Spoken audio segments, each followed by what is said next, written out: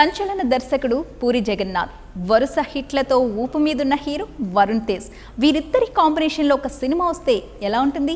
ఇప్పుడు మన ముందుకి 17వ తారీఖునే వస్తోంది లోఫర్ మూవీ. మరి లోఫర్ మూవీ గురించిన విశేషాలు హెచ్ఎం టీవీతో ముచ్చటించడానికి మనతో పాటు ఉన్నారు పూరి జగన్నాథ్, అలాగే హీరో వరుణ్ తేజ్. మరి వారి మాటల్లోనే ఈ మూవీ విశేషాలేంటో విందాం. హలో పూరి గారు. హాయ్ అండి. హాయ్ వరుణ్. Hello hi. ఎలా ఉంది? లోఫర్ ఆడియో రిలీజ్ అయింది, మంచి టాక్ వచ్చింది ఇప్పటికే. అందులో సువి సువి సువాలమ్మ పాటకి చాలా మంచి టాక్ వచ్చింది. అయితే నాకు ఫస్ట్ ఒక డౌట్, అసలు వరుణ్ని మీకు లోఫర్గా ఎందుకు చూపించాలనిపించింది?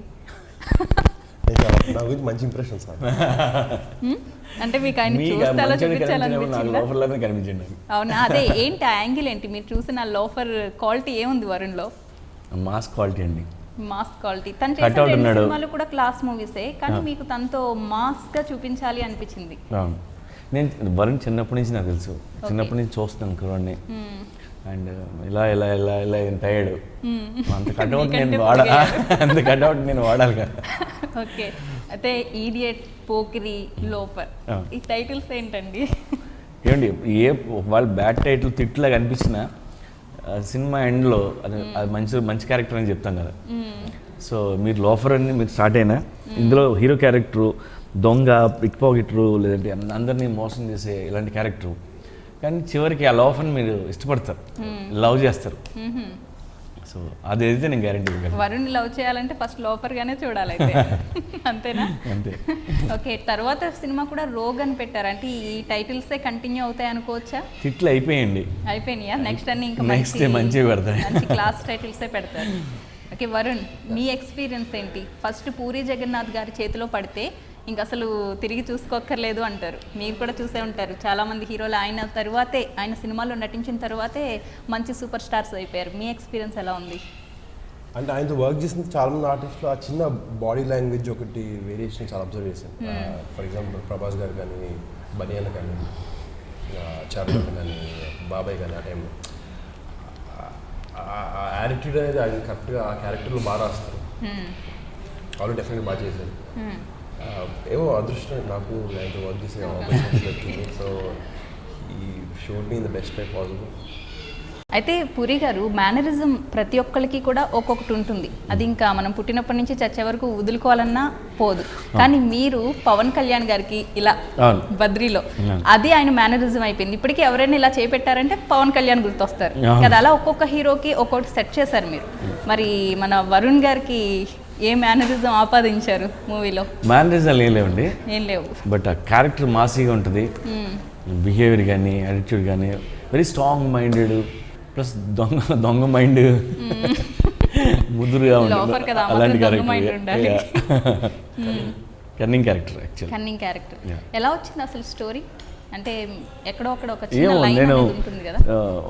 ఫ్యామిలీ స్టోరీ రాయాలి ఎప్పుడు చాలా అయిపోయింది ఇలాంటి స్టోరీ రాసి. సో అలాంటి స్టోరీ రాయాలనే ఆలోచన నుంచి వచ్చింది అంతే. ఓకే. స్టోరీలోంచి మీకు వరుణ్ వచ్చాడా, లేక మెగా ఫ్యామిలీ వరుణ్ని మౌల్డ్ చేయమని మీ చేతిలో పెట్టిందా? నో, అలా ఏం కదండి. స్టోరీ చెప్పాను, తనకు నచ్చింది, చేద్దామంటే చేసాం అంతే. ఓకే. ఎలా ఉండబోతోంది స్టోరీ లైన్? ఫ్యామిలీస్ అందరూ కలిసి చూడాల్సిన సినిమా అండి అది. అది okay. And mother and son relation, మీరు ఆ సీన్లు అటుకైనా సినిమాకి వెళ్ళాలి. అండ్ సెంటీ ఫిల్మ్ ఇది యాక్చువల్. ఓకే. అంటే మరో అమ్మా నాన్న తమిళ అమ్మాయి అనుకోవచ్చు. అందుకంటే కొద్దిగా ఎక్కువ ఉండొచ్చు కూడా.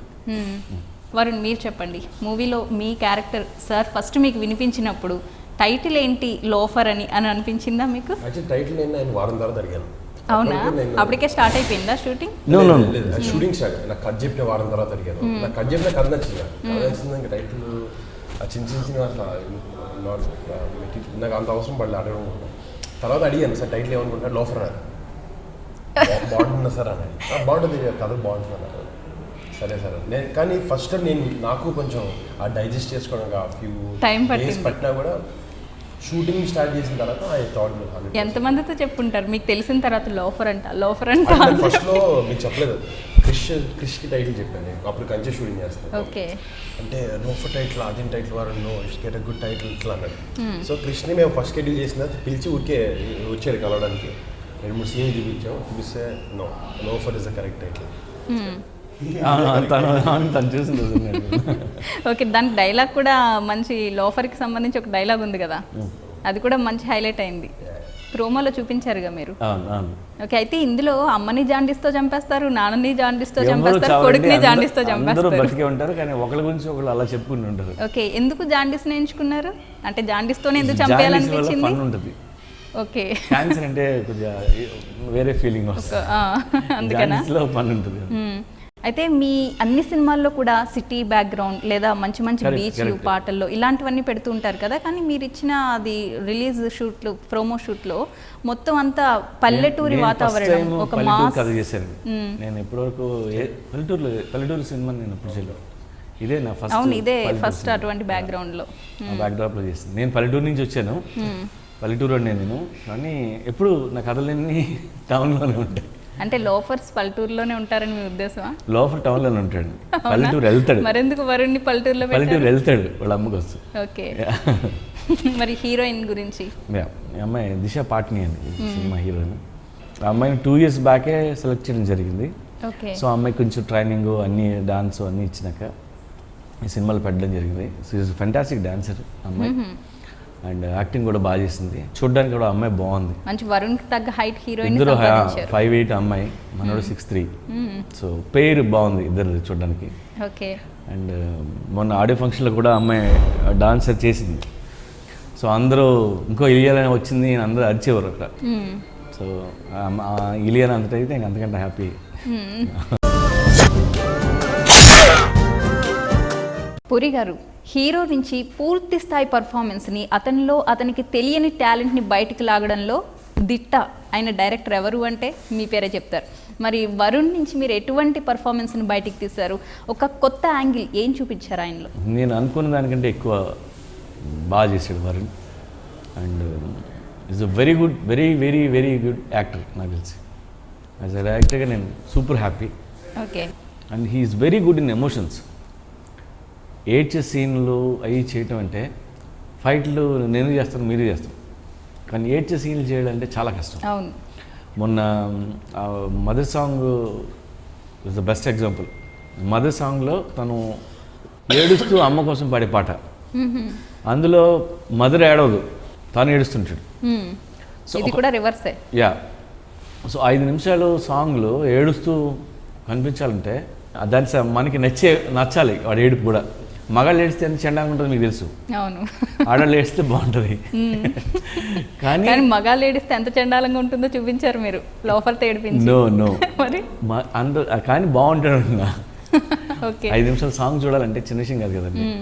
సో మన చిరంజీవి గారు ఆయన నేను ఏదైతే చెప్పానో అదే అని చెప్పారు ఆయన. అయితే పూరి గారు, మీరు స్టార్టింగ్లోనే చెప్పారు హీరో ఒక లోఫర్ అని చెప్పేసి, కానీ క్యారెక్టర్ని కొంచెం లోతుగా చూసినట్లయితే ఒక లోఫర్ని ఒక మంచివాడిగా మార్చడంలో ఎలా డిజైన్ చేశారు అతని క్యారెక్టర్ని? ఒక తల్లి తన కొడుకు లోఫర్ అవ్వకూడదని అనుకుంటే, ఆ మొగుడు దరిద్రపు తండ్రి వాడిని అలాగే పెంచితే నేను తీసుకుని వెళ్ళి పంతం కొద్దీ వాడిని అలాగే లోఫర్లా తయారు చేస్తాడు. సో తండ్రి కొడుకులు ఇద్దరు కలిసి, ఇదంతా షూటింగ్ అంతా జోధ్పూర్ అక్కడ చేసాం. సో అక్కడికి వచ్చిన టూరిస్టులు మోసం చేయటం, డబ్బులు నొక్కేయటం, ఇలాంటి పనులు అన్నీ చేస్తుంటారు. సో ఈజ్ అంటే మోసగాడు హీరో క్యారెక్టర్. పైకి ఎంత అసహించుకుంటున్నా కూడా ఫైనల్ వచ్చేటప్పటికి తల్లి మనసులో ఉన్న ప్రేమంతా బయట పెడుతుంది, అంతే కదా? అంతే. తల్లికి ఎంత ఉన్నదో కొడుకు కూడా అంతే ఉంటుంది.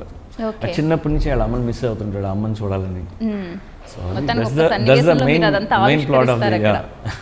వరుణ్, పూరి డైరెక్షన్లో చేస్తేనే చాలు ఎటువంటి క్యారెక్టర్ అయినా పర్వాలేదు అని అనిపించిందా కథ విన్నప్పుడు? లేకపోతే కంచే ముకుంద క్లాస్ చేసాం కదా, ఒకటి మాస్ ట్రై చేసి చూద్దాం, నాలో మాస్ యాంగిల్ కూడా ఉందేమో చూద్దామని ట్రై చేశారా? ఎలా యాక్సెప్ట్ చేశారు ఫస్ట్ మాస్ క్యారెక్టర్ అనగానే? ప్రీవియస్ 2 ఫిల్మ్స్కి ఇది కాంట్రాస్ట్ ఉంటుంది చాలా నేను చేసిన క్యారెక్టర్. నేను అనుకున్నాను కొంచెం వేరియడ్ జానర్లో సినిమా చేద్దామని ప్లానింగ్ కాదు, అనుకున్నాను అంతే. అది లక్కీగా అదృష్టవశాతం అయింది.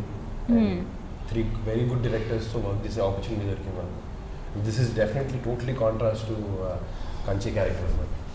తనకి మా సినిమా చేద్దాం లేదంటే కమర్షియల్ సినిమా చేద్దాం అది కూడా లేదు. తను ఎప్పుడే నాకు తెలిసి వాడిని ఏంటంటే మైండ్ ఫ్రీగా ఉంటుంది, ఏదైనా కథ నచ్చితే చేద్దాం అంతే తప్ప నా కెరీర్ ఎలా ఉండాలి, నేను అలాంటి స్క్రిప్ట్లు చేయాలి, లేదంటే ఇలా సార్ అయిపోవాలి, ఆ మైండ్ సెట్టే కదా యాక్చువల్గా. ఓకే, నిజానికి అటువంటిది లేకపోతేనే ఎదుగుతారు కదా, యా మొత్తం డైరెక్టర్ మీద వదిలేసేయాలి. కరెక్ట్. ఏదో ఒక నచ్చి నమ్మి వదిలేయటం అంతే. అంటే డెఫినెట్గా ఇలాంటి సినిమా నాకు చేయాలనిపిస్తుంది, కానీ నాకు జనరల్గా కొన్ని క్యారెక్టర్స్ ప్లే చేసినప్పుడు జనాల మధ్యన యాక్సెప్టెన్స్ అనేది క్వైట్ ఇంపార్టెంట్ నాకు. సో అది డెఫినెట్గా ముకుందాకి ఇంకా కంచె వల్ల కొంతవరకు నాకు వచ్చిందని భావిస్తున్నాను. పూరి గారు, ఇంకా అదర్ క్యారెక్టర్స్ గురించి మాట్లాడుకున్నట్లయితే పోసాని గారి క్యారెక్టర్ టెంపర్లో బాగా మ్యాచ్ అయింది. ఒక ఎన్టీఆర్ గారిది పోసాని గారి మధ్య జరిగే కాన్వర్జేషన్ కానీ ఆ డైలాగ్స్ కానీ, ఇప్పుడు వరుణ్కి పోసాని గారికి మధ్యలో ఎటువంటి సన్నివేశాలు చూడబోతున్నాయి, ఎలా ఉండబోతుంది ఆయన క్యారెక్టర్? టెంపర్ క్యారెక్టర్కి కాంట్రాస్ట్ క్యారెక్టర్ అండి. టెంపర్ క్యారెక్టర్ చాలా మంచి క్యారెక్టర్, సిన్సియర్గా ఉండే ఒక ఆఫీసర్ క్యారెక్టర్. హీరో కంటే మంచి క్యారెక్టర్. అండ్ మూవీ మొత్తం ఆయన కనిపిస్తారు ఇది హీరో కంటే వర్స్ట్ క్యారెక్టర్. ఓకే దీంట్లో అండ్ బ్యాడ్ తండ్రి. మరి రేవతి గారిని అసలు ఎలా ఒప్పించారు ఫస్ట్ మూవీ కంటే? ఈ మధ్య కాలంలో ఆమె కమర్షియల్ మూవీస్ లో రాలే, ఆర్ట్ ఫిల్మ్స్ ఎక్కువ చేస్తూ ఉన్నారు. అలాంటిది లోఫర్ లో నేను అడిగినప్పుడు కూడా ఆవిడ ముందు చేయనన్నారు. ఆవిడ నాకు కమర్షియల్ సినిమాలు అయ్యి ఇంట్రెస్ట్ లేదు, అంతకుముందు అడిగారు, నాకు వద్దు అని. ఆవిడదో లోకం. మీరు అసలు ఫస్ట్ ఆవిడని ఎందుకు కావాలనుకున్నారు వరుణ్కి తల్లి? నాకు స్క్రిప్ట్ అంతా అయిపోయినాక పోసాన్ గారు చేస్తే బాగుంటుంది ముందు నుంచి ఫిక్స్. అయిపోయినాక ఎవరు చేస్తే బాగుంటుంది తల్లిగా అని నాకు 2-3 రోజులు ఆలోచించా. వాళ్ళు పెడదాం వీళ్ళు పెడదామని అన్నీ ఆలోచిస్తుంటే నాకు రేవతి గారే కనిపిస్తున్నారు. ఓకే, సో ఆవిడని బతిమాలి తీసుకొచ్చాము దీనికి. చేశారు. సో కథ నచ్చింది, ఆవిడ చేశారు. ఆవిడ ఇప్పుడేమో నాకు ఇప్పుడు అర్థమైంది, నాకు కమర్షియల్ సినిమా నాకు నేను want to do more movies అని అడుగుతున్నారు. అయితే మీ సినిమాలకు వచ్చినట్లయితే పాటల విషయంలో బ్యాక్గ్రౌండ్స్ మంచి బ్యాక్గ్రౌండ్స్ సెలెక్ట్ చేసుకుంటారు. అసలు చాలా అందంగా చూపిస్తారు హీరోని హీరోయిన్ని, ఎక్స్పోజింగ్ చేస్తూనే చాలా నిండుగా చూపిస్తారు. ఈ సినిమాలు ఎలా చూడబోతున్నాం సాంగ్స్ అన్ని? అలాగే మీరు అన్నట్టు కొద్దిగా ఎక్స్పోజింగ్ చేసామా చేయలేనంటే ఇది నైస్ సాంగ్స్ అండి. అండ్ లొకేషన్స్ అన్నీ మేము రాజస్థాన్లో షూట్ చేసాం, జోధ్పూర్, జైసల్మేరు అక్కడ. సినిమా కూడా కథ కూడా అక్కడే. ఓకే, అక్కడ ఉంటుంది. హైదరాబాద్లో చేసాం, గోవాలో షూట్ చేసాం. యా సాంగ్స్ అక్కడే చేసాం, కొన్ని 2 గోవాలో చేసాం ఇలా. అండ్ ఆడియో కూడా మంచి ఆడియో దొరికింది మాకు. సునీల్ కశ్యప్ ఫ్యాంటాస్టిక్ హిట్ కదా ఆడియో. యా మదర్ సాంగ్ అయితే అందరికీ నచ్చింది, రాకింగ్.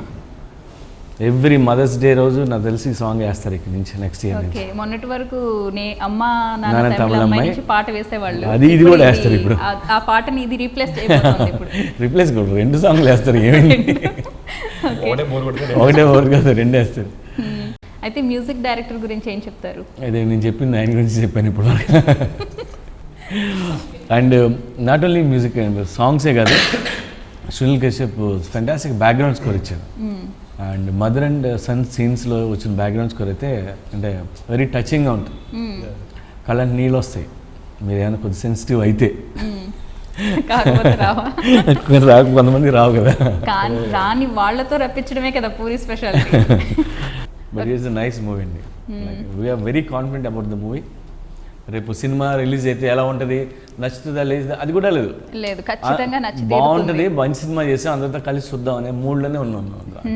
ఓకే, అయితే మీలో ఉన్న డైరెక్టర్ కంటే రైటర్ని మీరు ఎక్కువ ఉపయోగిస్తూ ఉంటారు కదా, మీలో ఉన్న రైటరే ఇష్టమా? రైటర్ ఇష్టం అండి, కానీ జనాలందరికీ డైరెక్టర్ చాలా ఇష్టం. ఏమో నేను డైరెక్షన్ మానేసిన రైటర్గా కూడా కంటిన్యూ అవ్వాలని అనుకుంటున్నాను. ఓకే, వరుణ్ మీరేం చెప్తారు? హీరోయిన్కి మీకు మధ్య కెమిస్ట్రీ ఎలా ఉంది, ఎలా వర్కౌట్ చేయించారు పూరి గారు? అంటే యూజువలీ కెమిస్ట్రీ అంటే ఏదో హీరో హీరోయిన్ బయట కలిసి మాట్లాడాలి, ఆ క్యారెక్టర్లు ఎలా ఉంటుంది అనేది అదే కెమిస్ట్రీ. యూజువల్లీ ఆ క్యారెక్టర్స్ ఎలా రాశారు ఇది ఈ సినిమా కూడా ఎక్కువ major chemistry mother and son ఎక్కువ. అంటే లవ్ స్టోరీ కాదు ఇది, కంప్లీట్ లవ్ స్టోరీ కాదు, లవ్ సీన్స్ ఉన్నాయి, బట్ అదే సినిమా పెద్దపీట వేస్తారు. ఓకే, అయితే మీరు ఇప్పుడు వరకు ముకుంద, కంచే 2 హీరోయిన్స్ కూడా మంచి ప్లేస్లో, హృతిక్ పక్కన ఒకరు, రవితేజ పక్కన ఒకరు యాక్ట్ చేస్తున్నారు. ఇప్పుడు ఈవిడ థర్డ్ కదా, మూడో హీరోయిన్. మీకు ఎలా అనిపిస్తూ ఉంటుంది? నాతో వచ్చిన హీరోయిన్ తను కూడా నీరజ్ పాండే బాలీవుడ్ సినిమా చేస్తున్నారు. Okay, already big film Dhoni biopic లో చేస్తున్నారు. టాలీవుడ్లో మరో సల్మాన్ ఖాన్ కాబోతున్నాడు వరుణ్ తేజ్. యా ఓకే మంచిదే కదండి. అలాగైతే నేను సెంటిమెంట్ ఈయన నమ్మరు, తర్వాత నేను నమ్మను. అయితే నేను ఒకసారి చదివా, మీరు దేవుడిని నమ్ముతారా అని ఒక అడిగిన ప్రశ్నకి ఖాళీగా ఉన్న టైంలో ఏం తోచకపోతే దేవుడిని తలుచుకుంటాను అని. ఏంటి దాని గురించి కొంచెం డీటెయిల్గా చెప్తారా? నాకు పనే దైవం అండి. సో నాకు ఇప్పుడు పని చేయాలని ఉంటుంది. పని లేక ఖాళీగా ఉంటే అప్పుడు ఆలోచిస్తాను తప్ప దేవుడి గురించి లేదు. గుడికి వెళ్దామా, గుడికి వెళ్ళడం కానీ, పుణ్యక్షేత్రాలకు మొక్కడం కానీ, వెళ్దామా? అడగడం కానీ నేను ఏం చేయను. ఇంట్లో ఏం ప్రెషర్ ఉండదు మీకు, పండగల కన్నా పూజ చేయని చెప్పి? లేదు, అలాంటి ఏమి ఉండదు. నా సంగతి తెలుసుకుంటే అడుగు పిల్లరు ఇంట్లో, బట్ మా ఆవిడ ఎక్కువ పూజలు చేస్తుంది. ఓకే వరుణ్, మీకు ఈ మూవీలో బాగా నచ్చిన డైలాగ్, బాగా గుర్తుండిపోయిన డైలాగ్ ఏదైనా ఉందా? నాకు నేను చెప్పింది కాదు, రేవతి గారు చెప్పే డైలాగ్ ఒకటి మన యాడ్లో ట్రైలర్లో కట్ చేసాం. సో ఓ తల్లి తన తల్లి ప్రసవ వేదన గురించి ఒక డైలాగ్ ఉంటుంది. అది ఫెంటాస్టిక్ డైలాగ్. అది నేను చెప్పినప్పుడు I feel that is one of the best. That is the best dialogue. Dialogue విందామని నేను ఆ ప్రశ్న వేస్తా. ఆ డైలాగ్ చెప్పనంటే చెప్పండి. యాక్చువల్లీ రేవతి గారు అంటే చెప్పించేవాళ్ళం. యాక్చువల్లీ నాకు మేడం అంటే తల్లికి నేను మీకు చెప్తా కొద్దిగా, చెప్పండి. దాంట్లో సగం చెప్తా, మొత్తం చెప్పండి. కాకుండా. తల్లి కంటే ముందు ఎంతో కష్టపడి కన్న బిడ్డ తల్లి కంటే ముందు చనిపోతే ఆ తల్లి పడే బాధ ఎవడికి తెలుస్తుంది? ఆ దేవుడికి కూడా తెలీదు. వాళ్ళకి ఏమైనా పిల్లలు పుట్టారా చచ్చారా అంటారు, అంతే కదా?